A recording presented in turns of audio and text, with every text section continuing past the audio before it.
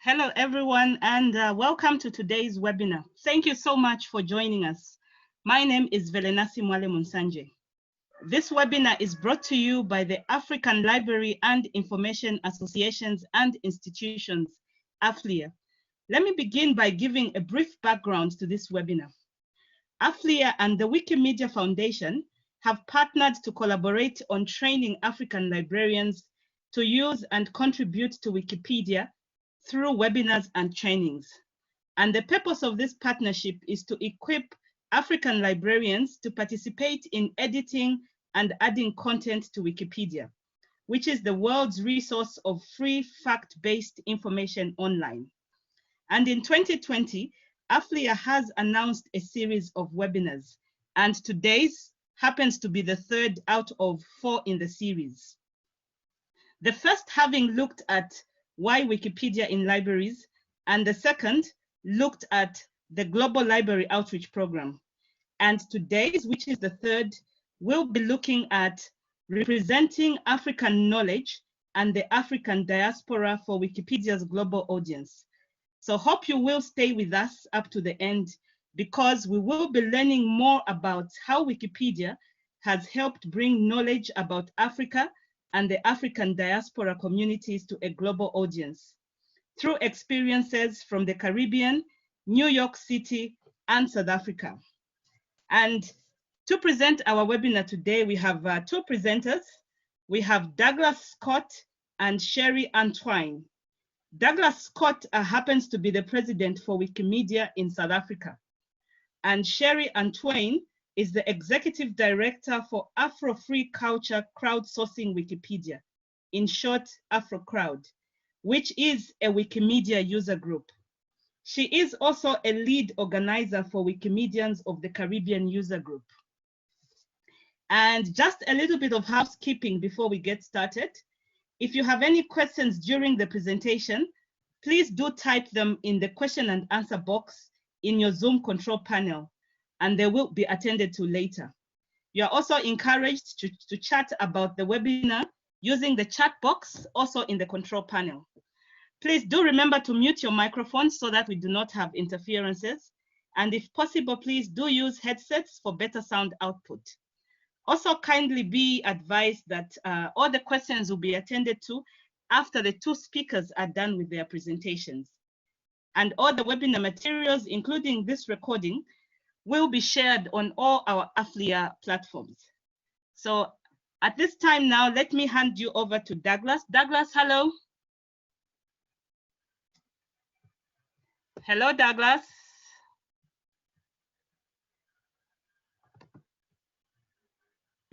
Hello, sorry about that. Just searching for my mute button. How is everyone doing? Over to you, Douglas. Thank you so much. Can everyone see my screen? Oh, I'll take that as a yes.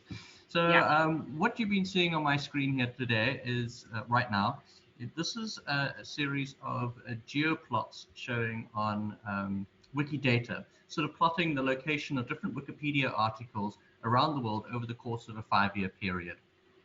And it illustrates a couple things. The most important one is the subject that I want to be talking about here with you all today, and that is the lack of coverage that African topics get on Wikipedia. And this image, this GIF, very nicely illustrates how Africa is underrepresented on Wikipedia and the strides being made to get more Wikipedia articles on African-related topics onto Wikipedia, so that the world has a better and clearer understanding of Africa and the things that happen on the continent and the things that are important in this part of the world. My next image, this sort of better illustrates that on a sort of a more practical level. So it talks about the number, this map of the world talks about the number of edits per 10,000 internet users across different countries.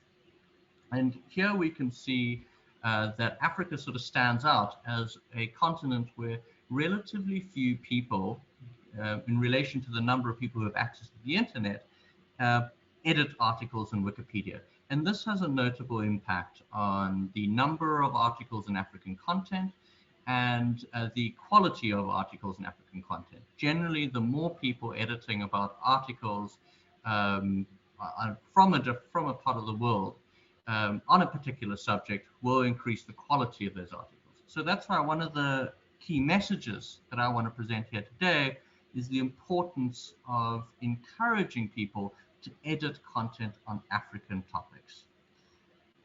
The next article sort of illustrates much the same thing, but it focuses far more specifically on the number of pages edited, Wikipedia pages edited for a particular period from different countries in the world.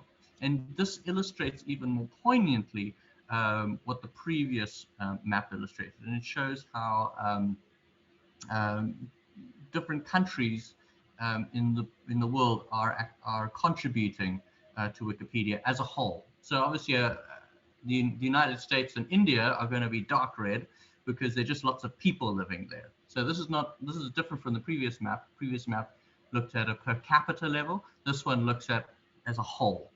And India and America, lots of people, lots of edits. Whereas Africa's also got lots of people, but very, very few edits in relation to the rest of the world. And I'm hoping that this will be sort of a first step along the road to changing that, to get more people in the content editing about African topics. And my next sort of slide will sort of discuss one way to achieve that, or one dimension of that, which is also on the linguistic side of it. So this one illustrates different language articles from different parts of the world, and how many and which language they're edited in. So, for example, you can see that French language articles tend to have a lot of articles based in France, French-speaking parts of the world, including West Africa, whereas English is sort of more evenly spread, but really concentrated in those English-speaking countries. And you can see a similar pattern for other languages. And that'll, I'll sort of pull that back at the end of this presentation when I talk about the different language versions of Wikipedia. So the next thing I'm going to do is I'm going to talk about sort of taking a bit more of a practical adventure through Wikipedia to really illustrate what this lack of coverage of African subjects really looks like on Wikipedia. So here I am on the main screen of Wikipedia. We're all familiar with this. From here, we can navigate to certain pages. The two pages that I'm sort of really interested in showing you for this illustration are Lagos in Nigeria and London in the United Kingdom.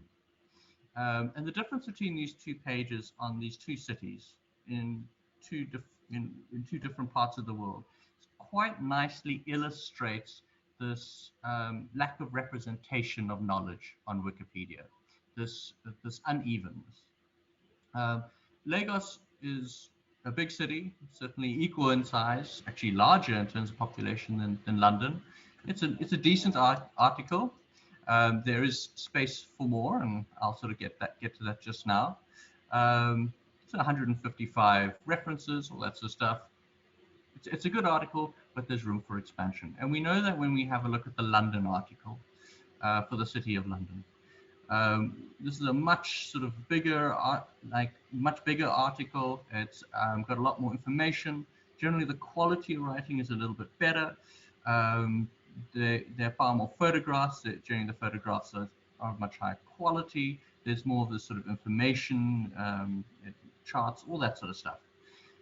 Why is this the case? Well, the primary reason is that more people tend to edit the London article than edit the Lagos article. And that's because there are more people in the United Kingdom editing Wikipedia than there are people in Nigeria editing Wikipedia. I'm going to quickly go and show to you the back end of the Lagos article to show you what that looks like. So there's a tool on every Wikipedia page that you can access where you can look at the primary statistics of each article. Now, this is the page for Lagos, Nigeria. And here we could see a couple key things, such as the average time between edits is 1.6 days. So that's the amount of time between when one person makes an edit on the Lagos article and someone else makes a follow-up edit. And that's basically a day and a half. When we look at that same number for London, this is the page for London, we see it's a third of a day. So already London is, people are editing the London article far more frequently. When we look at other sort of factors such as the characters, the number of characters in the article, or the unique references used to reference the article. It's a very important metric for measuring the reliability of the knowledge sort of reflected on the article, the quality of the article. You can see that these numbers, 32,000 for Lagos for characters, unique references 159, are much smaller than for London. London's got 81,000 characters. London, the size of the London article is double that of Lagos, Nigeria, and the unique references is almost 500, 477, which is almost 4 times the number of references. So, how can we change this? Well, this is where librarians come in. You guys play a very important role as curators, guardians of knowledge, and encouraging people to edit Wikipedia articles, or even engaging in the editing of Wikipedia yourself is a very important sort of activity that can be done. The next thing I sort of want to talk about is part of the way, and one of the ways in which people can engage in editing Wikipedia. So it sort of begs the question, how can I participate in editing Wikipedia to sort of really improve, say, this Lagos article, or any other article in any other African topic, or any topic in Wikipedia? Because Wikipedia is run by volunteer editors. We're all volunteers. I'm a volunteer. I don't get paid. So we generally encourage people to edit on whatever they are interested in. It doesn't just have to be in Africa. But obviously that's the focus of my presentation here today, is Africa. The answer is quite simple. Sort of click the edit button, but we can cover that a bit later and cover more extensively. I'm instead going to talk a bit more about the community aspect. So there are other volunteer editors who generally edit Wikipedia, and they form these sort of focus groups, these communities of editors. And one of the most important ones is Wiki Project Africa, which, if we click on that link, it'll take us to the Wiki Project Africa page. Now, this is a very, very useful thing for people who are interested in African topics and learning more and coordinating efforts to improve those topics. Because from here, you can navigate to different country project user groups. These are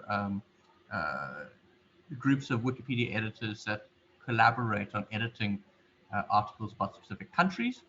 In addition to these very helpful metrics over here that you'll find in every single project portal page.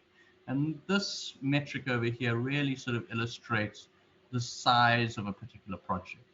So for example, the number of articles tagged as Africa related is about 160,000 on English language Wikipedia. And we can see that about 2,000 of them are rated as top importance, but only 151 of them are featured as a featured article, and only 415 of them are featured as great articles, or very good articles. And obviously, increasing the quality of articles is something that we take quite seriously. But either way, it's a great portal to engage with other editors, and you generally do that on the talk page, and you can sort of follow all the discussions that are going on here, make new friends, coordinate with people, engage about sort of adding more content on African-related topics. Great. Hey, Douglas. Yes. Hello, Douglas. I'll just speak up. We have a few people that can't get you clearly. Oh, I'm so sorry. Is that better? Yeah. Okay. Great. Just a bit louder. Thanks. Thank you. So I'm now going to sort of move away from the community-based stuff on English language Wikipedia, which is what I've entirely focused on up until now. And I'm going to move to the other language version of Wikipedia, because you don't only need to edit in the English language or in French or in these sort of these big Wikipedia, big language Wikipedias. And by big, I mean the number of articles on them, because there are many other language versions of Wikipedia. In order to find them, you can go to the main page of Wikipedia. If you just go down to the very, very bottom of the main page, you'll see a complete list of Wikipedias here, and some of the sort of top Wikipedias out there in terms of number of articles. If you click on that list, you'll get something that looks like this. I'm going to pick Zulu, because Zulu is the most spoken language in South Africa, where I live and I'm from. and I'm going to go to the Zulu Language Wikipedia. So first I'm going to have a look at a couple metrics about Zulu Language Wikipedia. There are currently 1,379 articles on Zulu Language Wikipedia. Now remember, English Language Wikipedia's got 6 million. Afrikaans Language Wikipedia, which is the largest African language Wikipedia in terms of articles, has got just under 100,000. In fact, actually, let's get the exact number for Afrikaans. Just under 90,000, 89,000 articles. And one of the ways in which we can really improve Wikipedia is by also improving the coverage of Wikipedia articles on different language versions, especially African languages, which are really underrepresented on Wikipedia. So let's go to the Zulu Language Wikipedia, and this is the front landing page of Zulu Language Wikipedia. Now, Zulu Language Wikipedia has really evolved quite a lot in the past 10 years, and it's beginning to grow, which is very heartening, and we would really like to encourage it growing at the moment. But as you can see, there's still a fair way to go. And so if I have to give 2 messages from my presentation here, because I see I've only got a few minutes left. One is to encourage people to edit Wikipedia on Africa-related topics, on, say, English language Wikipedia. And the other one is to edit Wikipedia in local African languages, because local African language Wikipedias really need people's love. There's another really good reason, and that is it's a great place to start learning how to edit Wikipedia, because the community of editors in African language Wikipedias is quite small, and so that's quite forgiving and quite welcoming. Whereas on English language Wikipedia, it's a very big community with a lot of complicated rules, which makes learning to edit Wikipedia on English language Wikipedia more challenging, because there are more sort of rules to learn, and there are more sort of people to sort of basically shout at you. and we want to avoid that. We want to make editing Wikipedia as positive an experience as possible. Cool. I'm going to hand over the rest of my time to Shireen, the next speaker, and I'm going to leave you all here. And I'm looking forward to taking your questions. Thank you. Hi, everyone. How are you? I hope that you are, wherever you are and wherever you're sitting or looking at this webinar, that you are safe, that you are well, and I hope that this will be useful to you. So let me start by sharing my screen. One moment, please.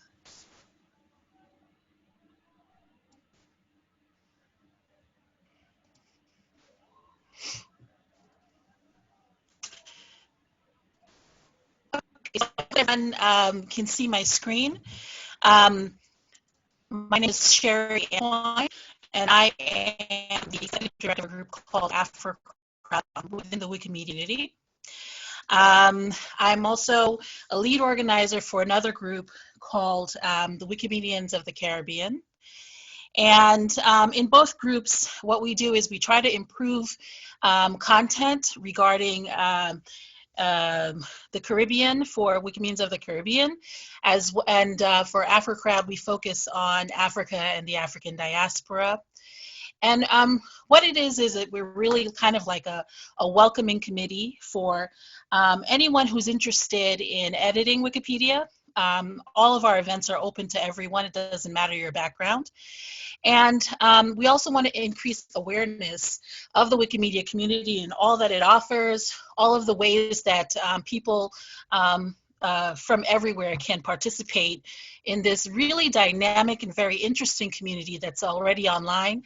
I hope that after these webinars are done, you will also become a part of the Wikimedia community by getting yourself a Wikipedia account and not only learning how to edit, but also help others learn as well and be able to use the tools that are free and readily available to anyone who wants to make the use of them. So what is AfroCROWD? I just kind of gave a brief introduction of who we are. But mostly the initiative is to increase awareness of African diaspora on Wikipedia, like I just mentioned. And Douglas very expertly showed you the need for more information from the continent especially, and the African diaspora in general on the platform. And I put this in, I forgot that I put it in here, but I put this in here because, you know, we're a very vibrant community online, and we would love for you to use this hashtag to find us, as well as if you would like to tell other people about what you're learning here today. So back to what I was saying earlier about the content on Wikipedia. Wikipedia right now, as Douglas was sharing, there are some gaps of what is available on the platform. And many people are a little, especially in different communities that, for example, even the librarian community, wonder about whether or not information on Wikipedia is something that you can trust. And one thing, even all the way back in 2005, Wikipedia has been around for almost 20 years next year. Those who were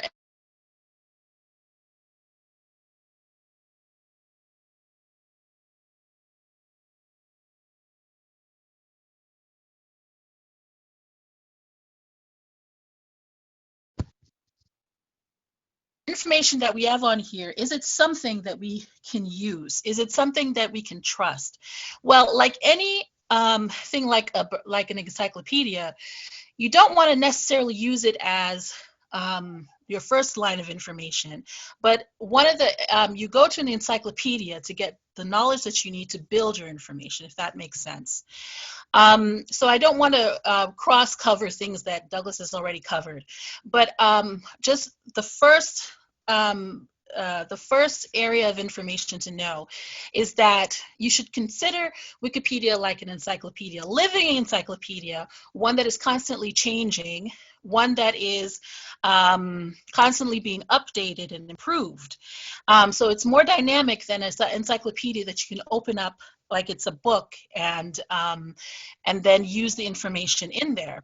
But also the living nature and the community behind Wikipedia is constantly looking at the information and improving it, ensuring that it's accurate, ensuring that that the information is as full as and complete as we can make it.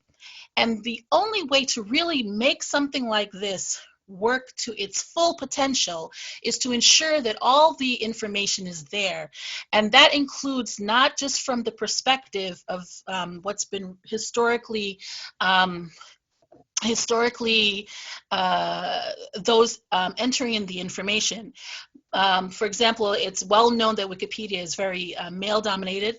Like 17%, for example, of the information on Wikipedia, and only after a few years of really trying to increase the numbers, less than 20% of the platform is, for example, includes women, or is edited knowledge about women, and it's estimated that even less is of people of color or of African descent, for example. So this can be improved, and it is being improved slowly and but surely. And also, we want to be sure that all perspectives from all over the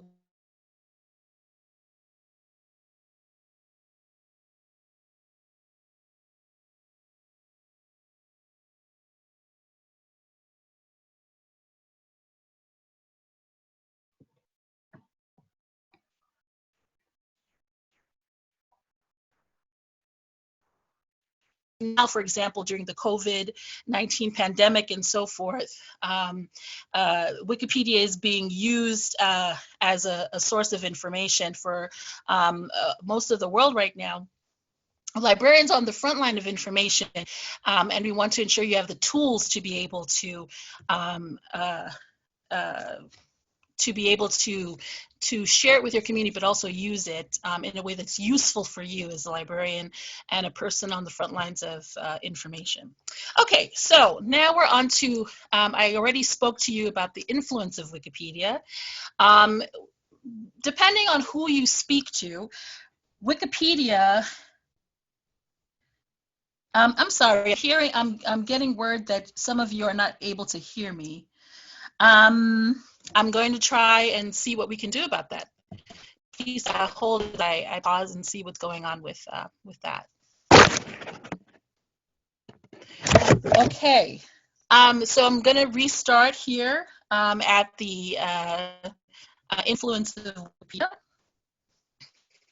So Wikipedia has, as I said, it's one of the top resources online of its kind.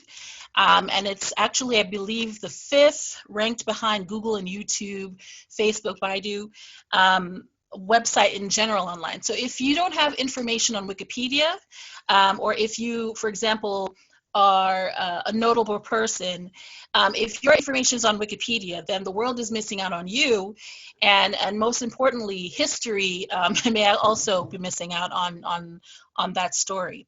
The average person who visits the site spends more than 26 seconds per day browsing 5.5 million English Wikipedia articles.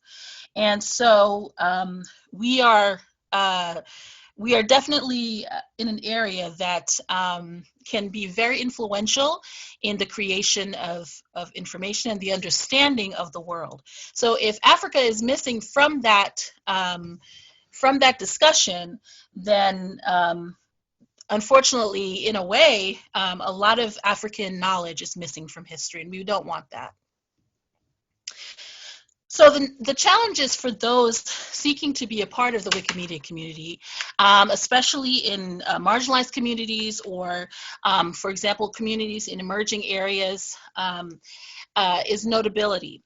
Unfortunately, the New York Times, for example, or the Guardian, other large publications, while those are considered notable, those from areas, for example, like I mentioned, in emerging nations or even in certain language types, are not always considered notable.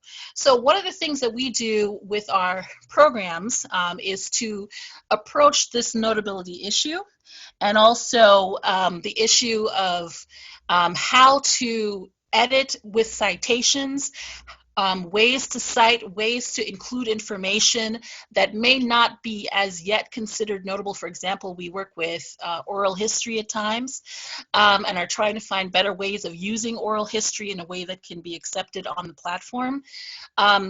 Those challenges are areas that we look at with the communities that we work with.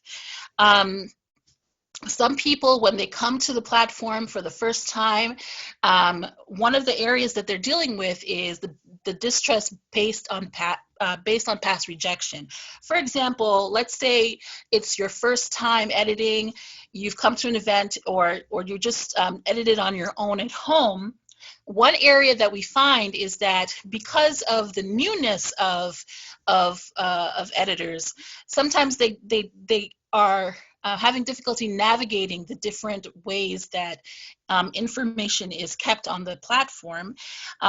Sometimes they will cite, sometimes they will include information, for example, without a citation, or even sometimes people add information, a direct copy from another area, for example, a website or so forth.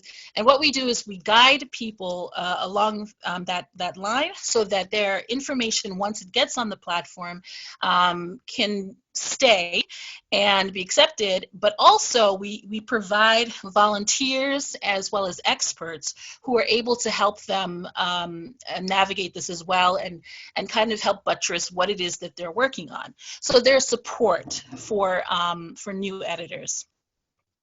There's also distrust based on perceived bias.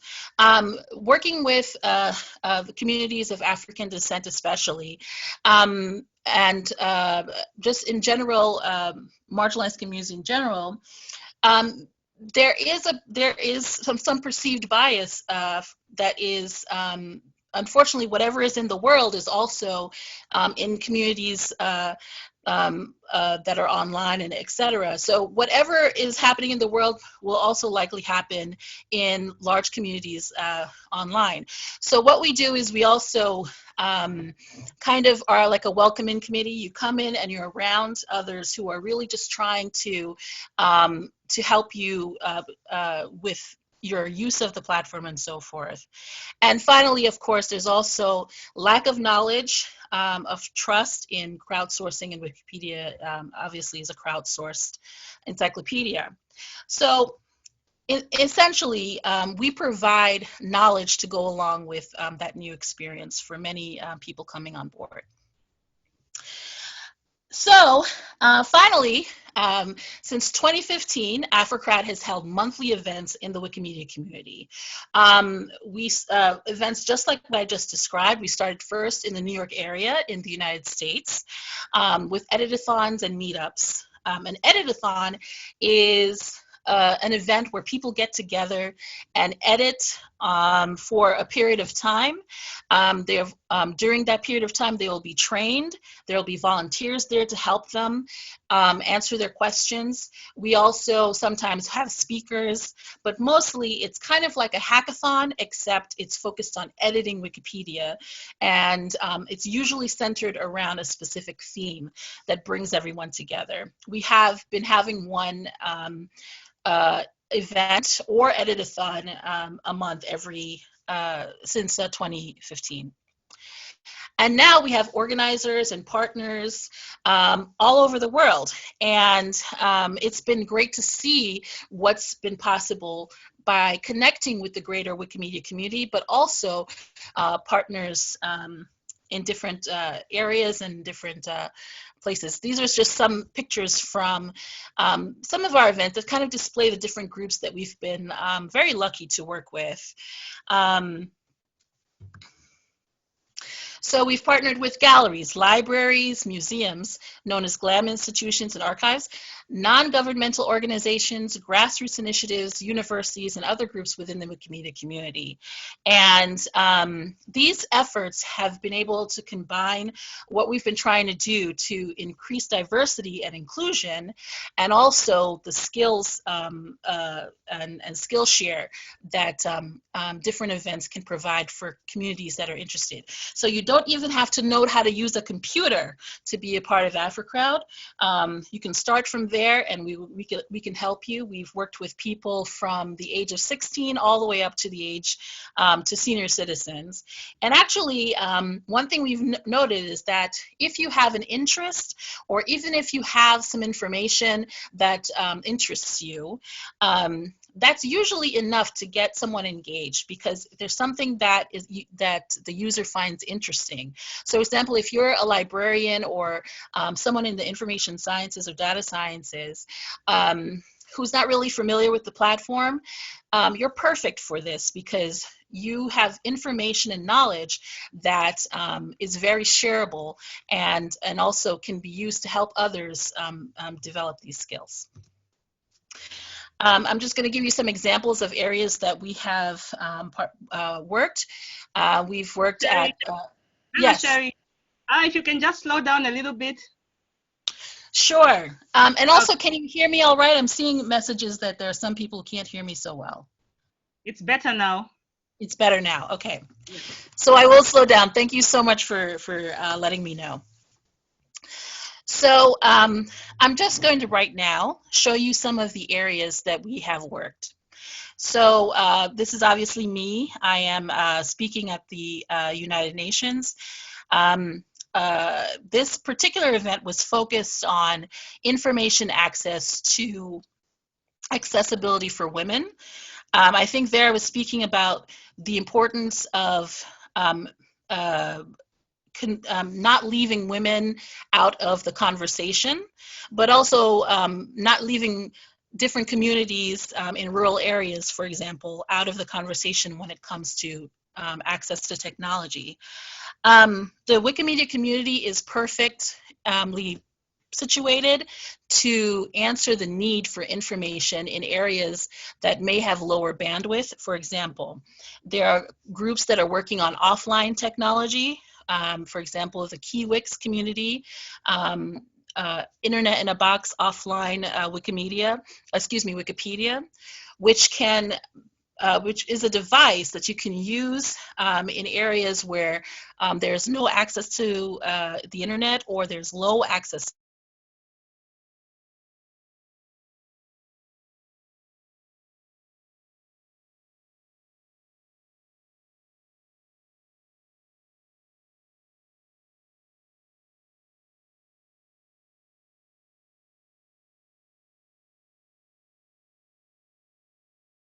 In terms of being a kind of in-between for low bandwidth areas. And that's something that we're exploring. We've also been working, we've also presented and organized events on improving information on topics like African leaders, the contribution of Black women in science and technology, engineering and math, also known as STEM, African diaspora, and even other themes like notable comic book creators of African descent, or anything that any group would like to explore together within the contents of we're going to be learning together as well. So it can be very flexible depending on what you would like to work on and how you would like to present that information. And the how I will talk about momentarily. So we are, there's going to be there are different event types that can be used by librarians for any kind of planning or outreach. The first I'm going to talk about is W5HO Go. And what that means is the who, what, when, where, why, and how of planning, and then taking a look at the obstacles and the solutions for any event or any kind of outreach you would like to plan. So this is an event chart. This is the kind of information. These are the kind of events that anyone can put together, depending on the group that you're working on. So if the institution, for example, you have a library, you have an audience. The audience could be anywhere from 3 to 30 people. But whoever you are working with, you have to decide who is your target audience. What are you going to be focusing on? What kind of theme, for example? And of course, most important and sometimes overlooked is when are you going to be holding your event, and also where. And finally, of course, you're going to be taking a look at how you want to present that information to them. So a Wikipedia edit-a-thon, for example, is great if you have the time to be able to show others how to edit, or work with others in how they're going to be using the information. And then, of course, if you have a central theme, for example, African history, or specifically, let's say you're taking a look at the notable contributions of African librarians in Ghana or in Nigeria or Uganda, for example. So now you have a theme, now you have a focus, and also you have a specific amount of time that you're going to dedicate to learning together. So this is very good if you have, for example, let's say you have 3 hours of time. That usually is the best amount of time to hold an event like that. But what if you only have a small amount of time to really get others interested in what they can do and how they can use Wikipedia informationally?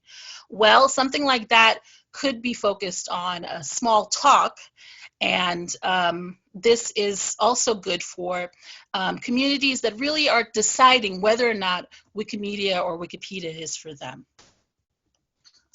All right, so I'm going to move on to some of the different types, but first I want to give you a case study with some practicals of how this can work in real life. So we have a partner in Oregon at Oregon State University. She is a librarian who is also a professor, and the professor wanted to connect with the Wikimedia community for what is known in the United States as Black History Month. During that month, people are more dedicated to learning information about the history of people of Africa and the African diaspora, especially those in the United States. And on the other side of the water, AfroCROWD had a partner at Wikimedia Nigeria. Wikimedia Nigeria is a user group, and I believe there are a chapter as well, of Wikipedia editors focused on editing Wikipedia and also the Wikimedia movement in general, and connecting to local Nigerians on the platform and in real life. So between the two groups, there was a university called the Federal University of Agriculture in Nigeria. And librarians at that university were connected to librarians also at Oregon State University. I hope you are following me.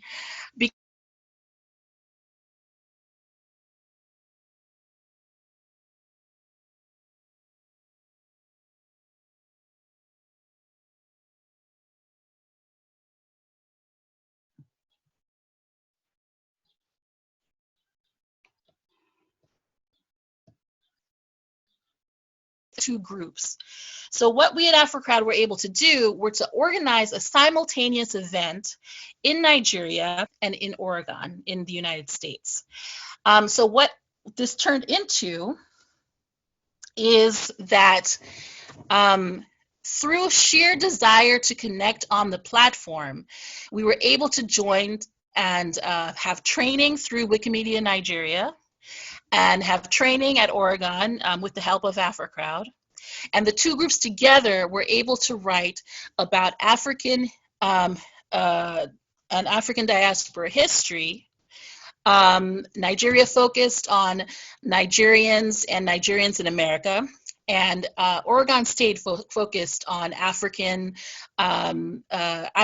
in Oregon and in the Pacific Northwest. So I hope that you are hearing me clearly. I hope that you see that this is something that's possible. And sure.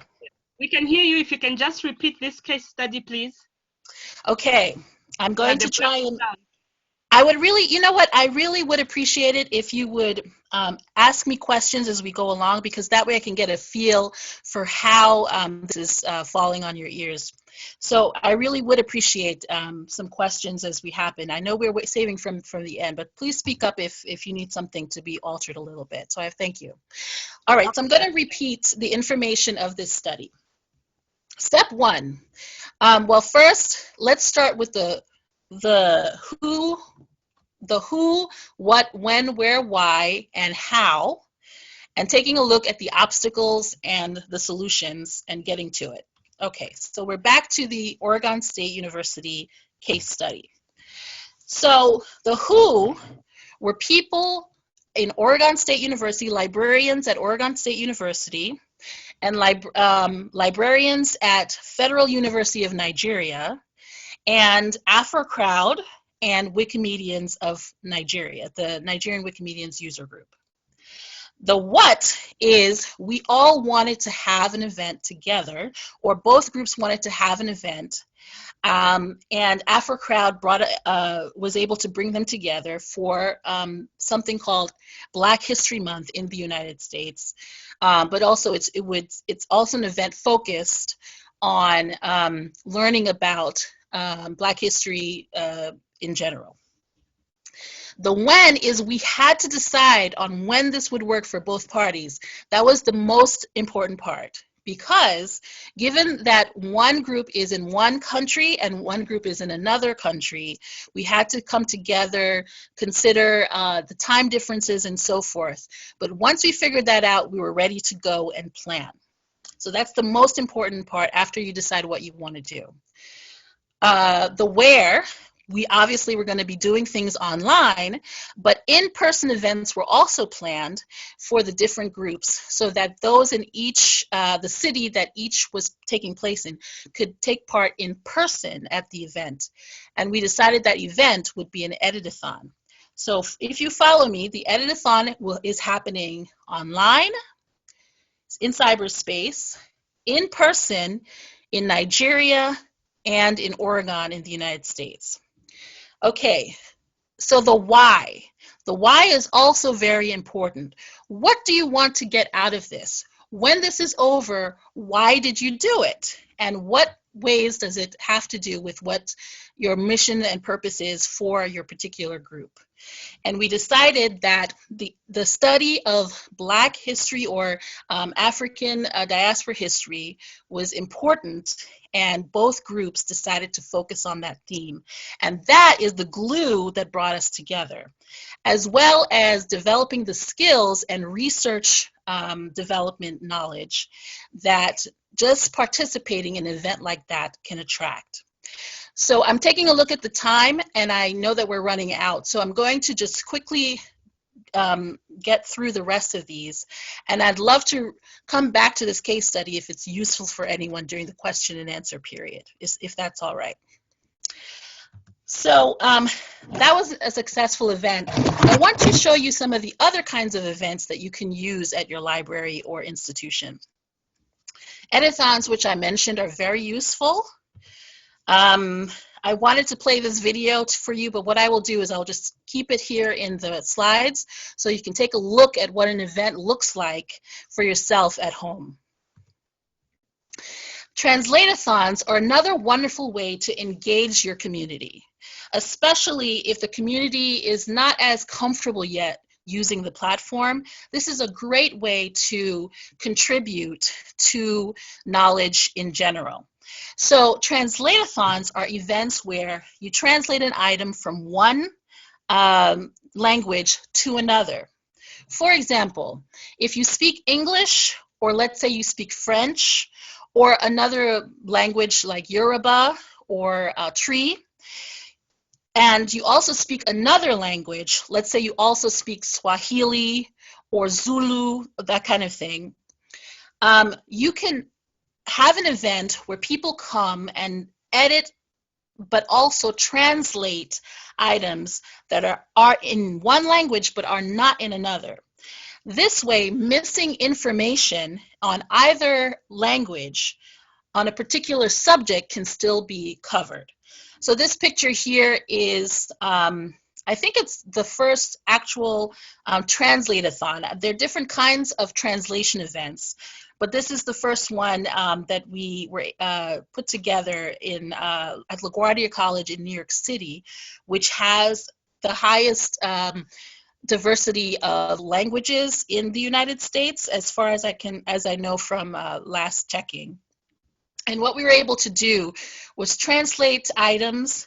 I think our particular focus had to do with the experience of people coming to another country. And that particular event was very successful because it not only covered like the major languages that, like for example, in the area they speak Spanish, French, and so forth, but also lesser known languages and some indigenous languages. So we were very proud of that. Working in teams can be very useful, especially if you're working with students or with groups that have specific items that they want to work on and are still working on developing their knowledge, but are far enough along to be able to edit together. And I can touch more on that later if you like. And finally, I spoke briefly about oral knowledge. Oral knowledge is unfortunately one of those areas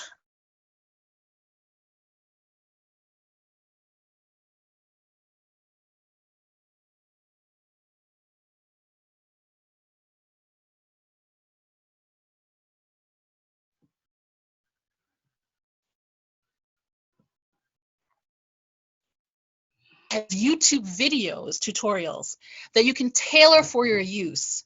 For example, the videos allow you to learn as well as teach someone how to edit an article, how to add images and other media, but also it helps with the specific smaller details, like what are the rules on Wikipedia? What can't I do? And what about, and how about adding a different language and so forth. There are also master videos for organizers. And this page right here shows the AfroCROWD videos on YouTube and what's available to anyone who would like to use them. If you notice in the first image, many different languages are available, and also there are items that allow people who would like to teach other people but learn themselves as well. It can be molded to whatever you need. So those are some of the tools that you can use as a librarian and an information resource person on your own, as well as in a group setting. So let me just finish with some of the lessons we've learned in doing these different events and event types and using these different tools over the past 5 years. Whenever you are working with a group, it's important to be flexible, because you don't know where your group, what the needs of your group will specifically be when they show up. You may have an idea, but it's good to be flexible with what their questions are, what their hopes are, and what they most importantly,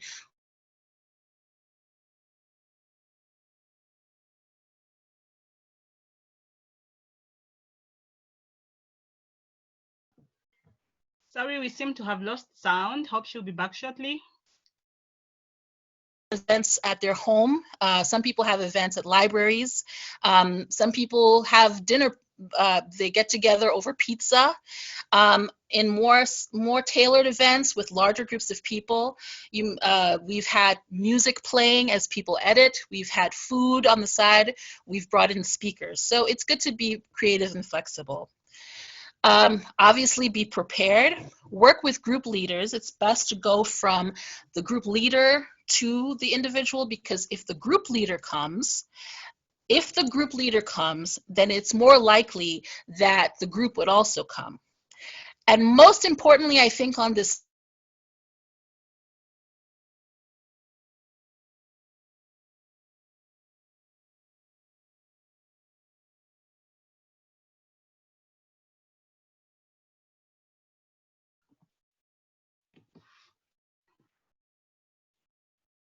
Apologies for the break.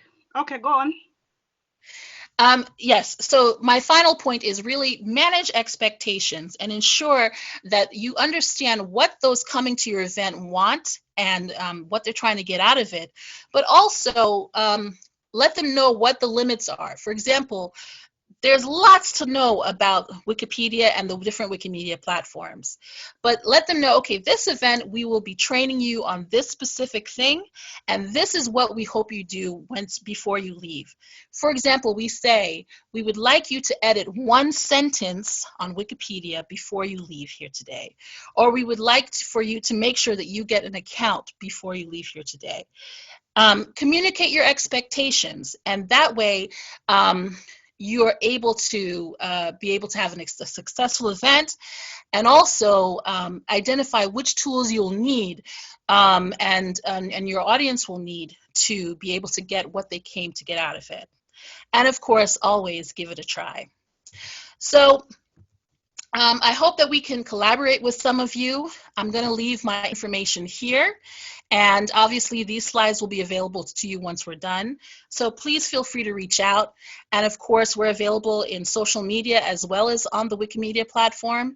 And we would love to keep in touch. Thank you very much. And I look forward to your questions.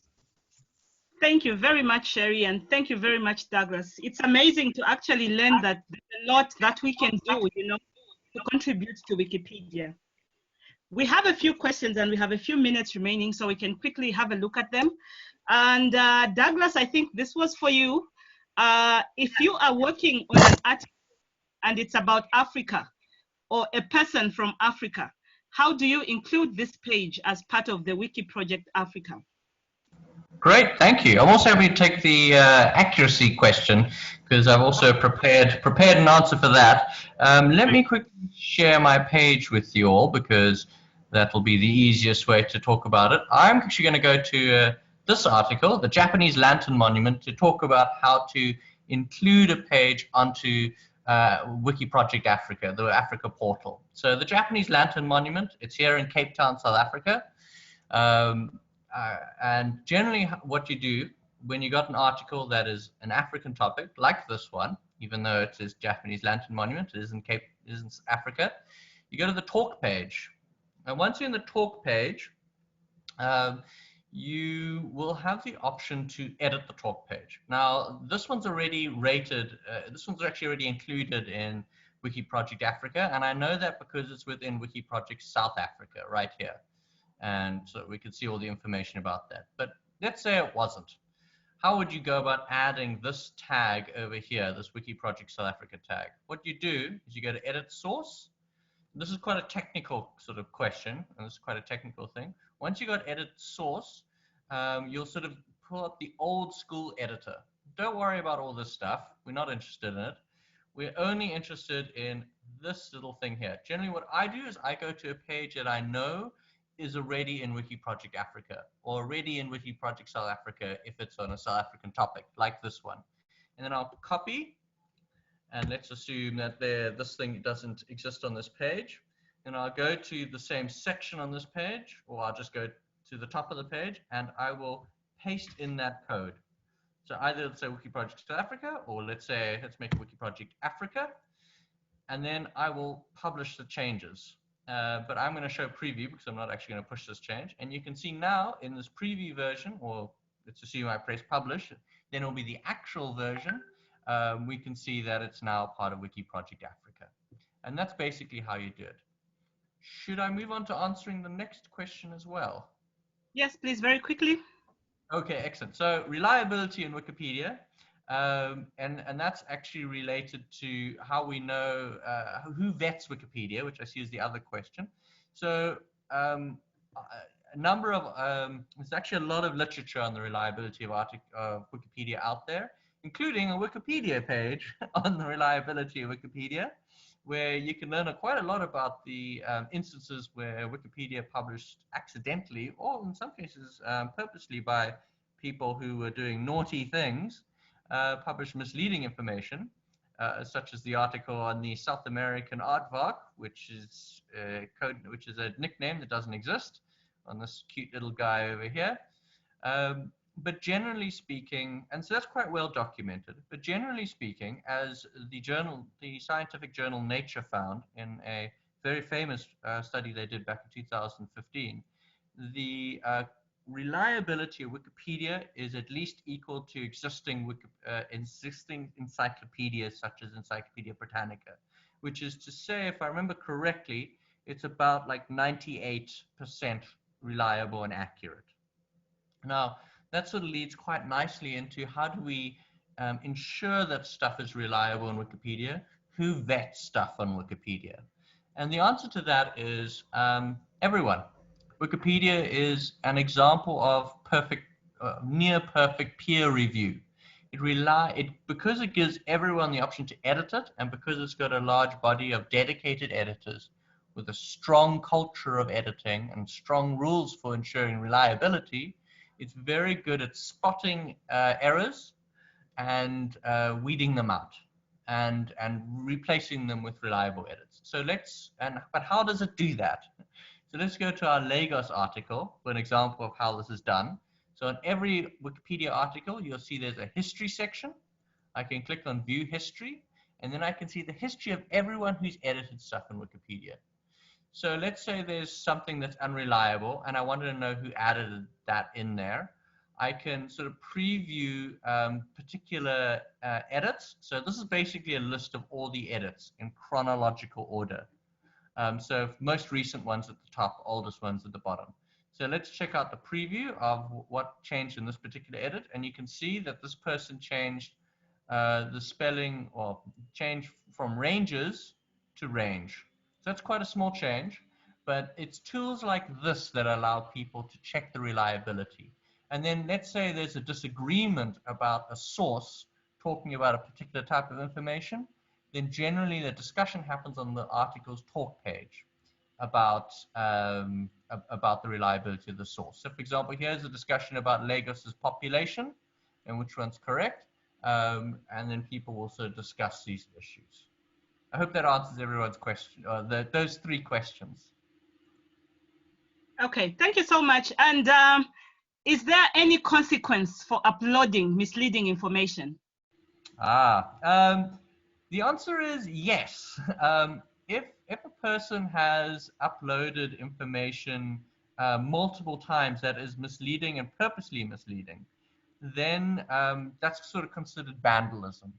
And people who are vandals and have been warned about committing vandalism and not to commit vandalism and still continue to vandalize, they can get blocked from editing Wikipedia.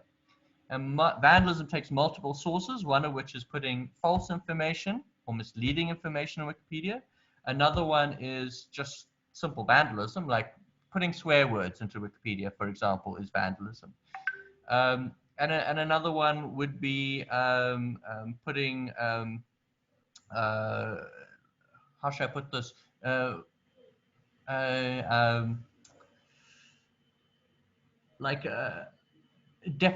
Defamatory information on Wikipedia. However, if it's fact, it's not defamatory, but still defamatory information can be considered vandalism. But there are all kinds of tools to sort of monitor that. So the answer is yes. And if it's very serious, the vandalism of a particular article is very serious, then we can lock an article, which means that only trusted editors get to edit that article. But that's quite rare. Okay, great. And I think the next question, I can send it over to you, Sherry. What do the current peer review articles state about the accuracy of Wikipedia articles? There is a great, right now because of the COVID-19 crisis especially, there are a lot of people going to Wikipedia.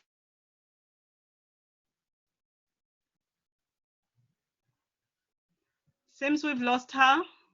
Douglas, would you want to comment on that? Sure. I think I know where Sherry was going with this. She's going to talk about the COVID-19 pandemic. Oh, sorry, go ahead. Oh, sorry, Sherry. Do you want to continue? Yes, what I was trying to say was that it's been recently, Wikipedia has been recently heralded as one of the areas that you can go to for more accurate information, in part because of the community and as well as because of the focus there is on in maintaining the integrity of the information from citations and so forth. Douglas, did you want to say something about the specific numbers? Numbers of citations or the quality, the numbers of articles? The quality of the articles, because Wired recently, as well, I believe it was Time Magazine. I can find the article, the specific articles, but their focus was on the reliability of the information, and Wikipedia was considered one of the main resources that are reliable for information in general, but also during the current crisis as well. That's right. Yeah, Wikipedia has earned a reputation over the past 20 years, almost 20 years, as being a very reliable source of information on Wikipedia, on the internet. And this has become sort of increasingly useful in an age of misinformation. And it's because Wikipedia's community of editors has got a very strong commitment to having accurate information in Wikipedia and weeding out misinformation. Okay, great. If I can just mention, if you would like to take a look at the information on the accuracy of Wikipedia articles, the Wiki Journal of Medicine is a good example. I'm going to share the link in the slides, but I'm just going to quickly mention it. It's the Wiki Journal of Medicine just highlighted it, and if you would like, what I can do is I can share the link to that article by the end of the talk here today. Okay, that's fine. And I think the next one is also yours, Sherry. What's that Antoine mean? I think it was in your presentation. Edit-a-thon or translate-a-thon? The member said Antoine. Okay. Okay, so it comes from the word hackathon. If I'm not mistaken. Are you familiar? If you're familiar with a hackathon is people getting together to focus on a specific issue or create work technologically to solve a specific problem or just challenge online. And some of these hackathons can go on. I've been to a hackathon that lasted 24 hours. No one slept. We had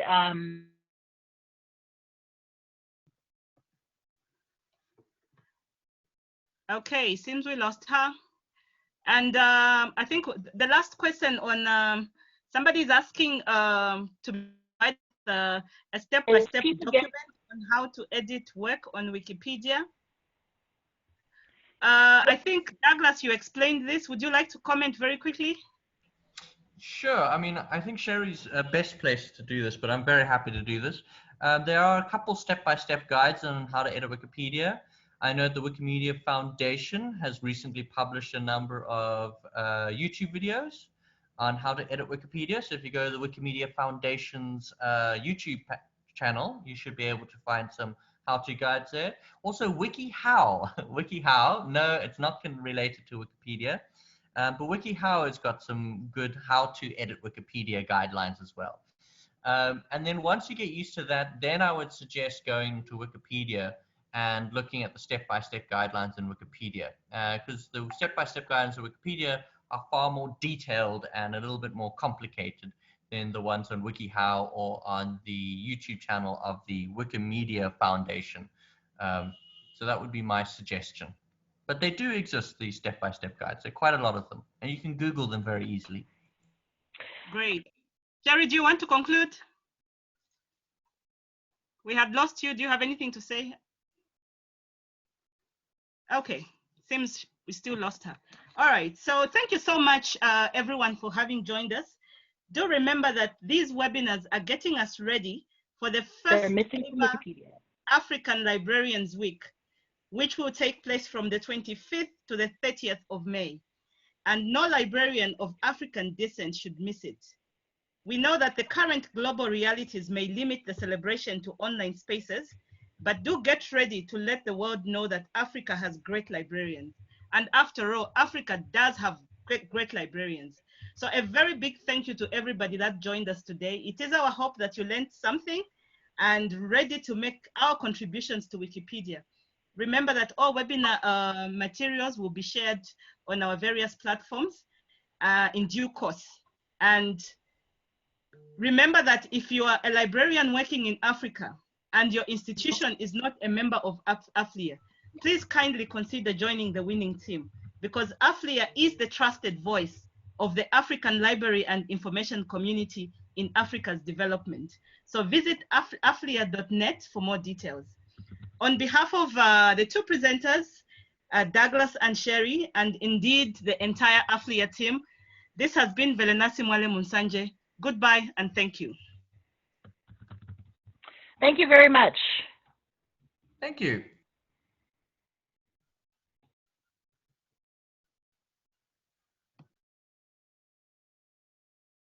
Thank you.